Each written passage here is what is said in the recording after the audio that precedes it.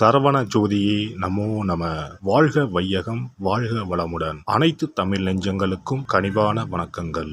12 மாதங்களை கொண்ட தமிழ் ஆண்டின் 2ஆம் மாதம்தான் வைகாசி மாதம். வைகாசி மாதத்தில் சூரியன் ரிஷபராசியில் பயணம் செய்வதால் ரிஷப மாதம் என்று அழைக்கப்படுகிறது. வைகாசி மாதத்தில் பல தெய்வ அவதாரங்கள் நிகழ்ந்ததாக கூறப்படுகிறது. வைகாசி பௌர்ணமி அன்று சிவபெருமான் நெற்றிக்கண்ணில் இருந்து 6 பொறிகளாக ஆறுமுக பெருமான் அவதாரம் எடுத்ததாக சொல்லப்படுகிறது. 6 தீப்பொறிகளும் 6 குழந்தைகளாக மாறி கார்த்திகை பெண்கள் கை தவழ்ந்த மாதமாக கருதப்படுகிறது. அப்படிப்பட்ட சிறப்புமிக்க வைகாசி மாதத்தில் 12 ராசிக்காரர்களுக்கு என்ன யோக பலன் கிடைக்கப் போகிறது என்று பார்க்கலாம். இம்மாத கிரகநிலை என பார்த்தால் மேசராசியில் புதன் பகவானும் சுக்கிர பகவானும் இணைந்துள்ளனர். ரிஷபராசியில் சூரிய பகவானும் குரு பகவானும் உள்ளனர். கன்னி ராசியில் கேது பகவானும், கும்பராசியில் சனி பகவானும், மீன ராசியில் செவ்வாய் பகவானுடன் ராகு பகவானும் உள்ளனர். சந்திர பகவான் கடகத்தில் ஆட்சி பலத்தோடு அமர்ந்திருக்க இந்த வைகாசி மாதம் துவங்குகிறது. இம்மாத கிரக பெயர்ச்சி என எடுத்துக்கொண்டால் வைகாசி மாதம் 6ஆம் தேதி, அதாவது மே மாதம் 19ஆம் தேதி அன்று சுக்கிர பகவான் ரிஷபராசியில் பெயர்ச்சியாகி ஆட்சி பலத்துடன் வலிமையாக இருக்கப் போகிறார். அதே போல வைகாசி மாதம் 18ஆம் தேதி, அதாவது மே மாதம் 31ஆம் தேதி புதன் பகவான் பெயர்ச்சியானது மேசத்தில் இருந்து ரிஷபத்திற்கு ஆகிறது.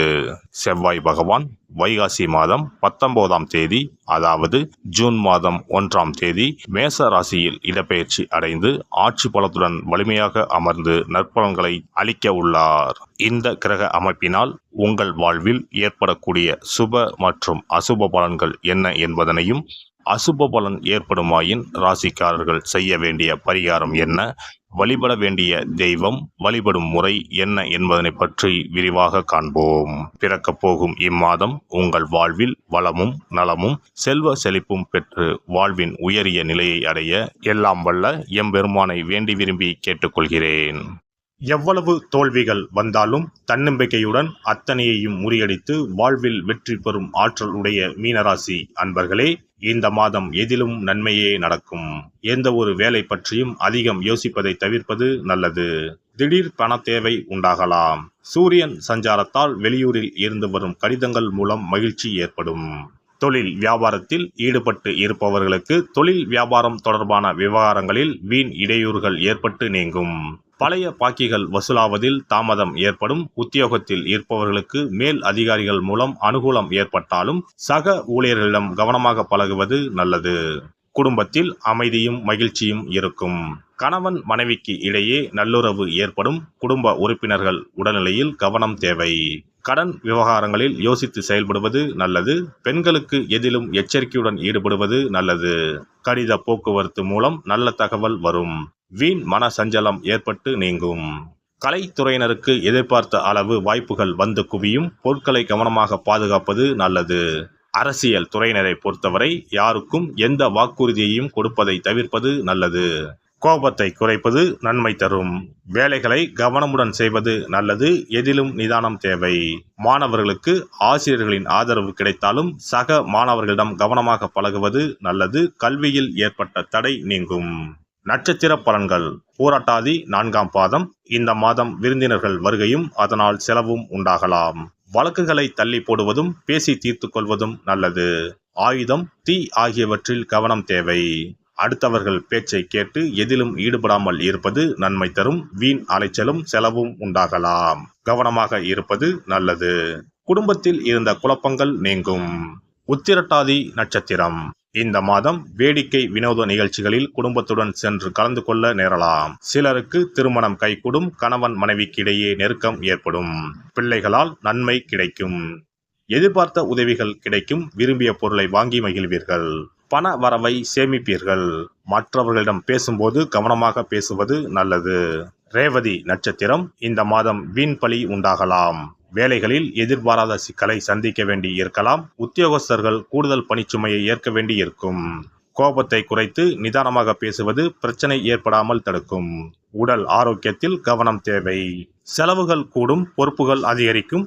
வீட்டை விட்டு வெளியே தங்க நேரலாம். வியாழக்கிழமை அன்று வீரபத்திர சுவாமியை வழிபட்டால் எதிர்ப்புகள் அகலும், மனதில் தைரியம் உண்டாகும். சிறப்பு தொகுப்பு. இனி வரவே வராது என நினைத்த பணம் திரும்பி வருவதற்கு இதை மட்டும் செய்தால் போதும். நாம் கஷ்டப்பட்டு சேர்த்த அல்லது சம்பாதித்த பணத்தை யாரையாவது நம்பியோ அல்லது அவர்களுக்கு உதவி செய்வதற்காகவோ கொடுத்து ஏமாந்து இருக்கலாம். அப்படி இழந்த பணத்தை திரும்ப இனி வரவே வராது என நினைத்த பணத்தை கூட சில எளிய தாந்திரீக பரிகாரங்களை முறையாக செய்தால் திரும்ப பெற முடியும். இழந்த சொத்து, இழந்த பணம் மற்றும் நகை ஆகியவற்றை திரும்ப வீடு தேடி வர வைப்பதற்கான எளிய பரிகார முறைகள் பற்றி இங்கே தெரிந்து கொள்வோம்.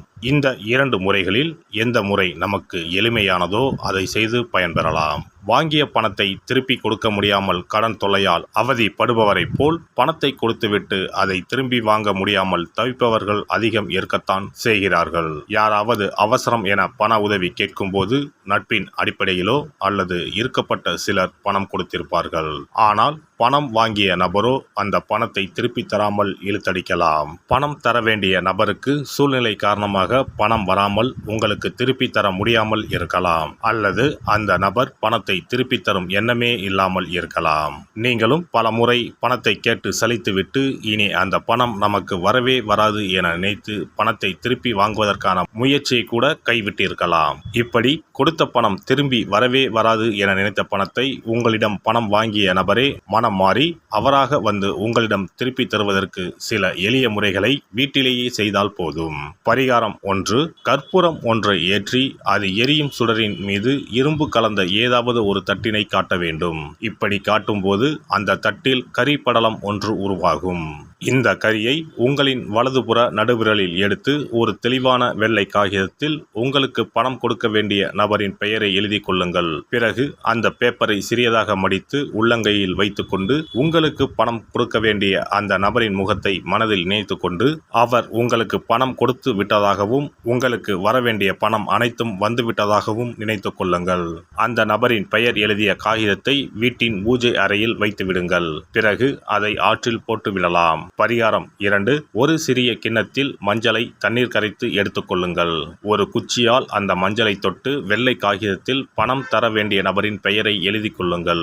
ஓம் ஸ்ரீ கார்த்த வீர்யாஜுனாய நமக என்ற மந்திரத்தை 27 முறை சொல்லி பணம் கொடுக்க வேண்டிய நபர் உங்களுக்கு தர வேண்டிய பணம் அனைத்தையும் கொடுத்து விட்டதாக நினைத்து வேண்டிக் கொண்டு அந்த காகிதத்தை சுற்றி வெள்ளை நூலால் கட்டிவிட வேண்டும். பிறகு அந்த காகிதத்தை ஆற்றிலோ கடலிலோ போட்டுவிட வேண்டும்.